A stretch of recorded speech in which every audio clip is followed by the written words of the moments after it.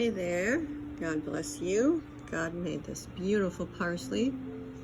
So parsley fresh is really cool, but dried is really cool too, because you have to preserve some for your winter usage, right? So for tinnitus, you would dry it out like this. You would put a little extra virgin, cold press extra virgin olive oil, or the, oh my goodness, castor oil, sorry. Castor oil, and mix it together, put it in the little cheesecloth, and put it on your ear for about 30 minutes. It has the anti-inflammatory and circulatory benefits that helps with the tinnitus. I haven't actually tried this one yet, but let me know if it works for you. God bless.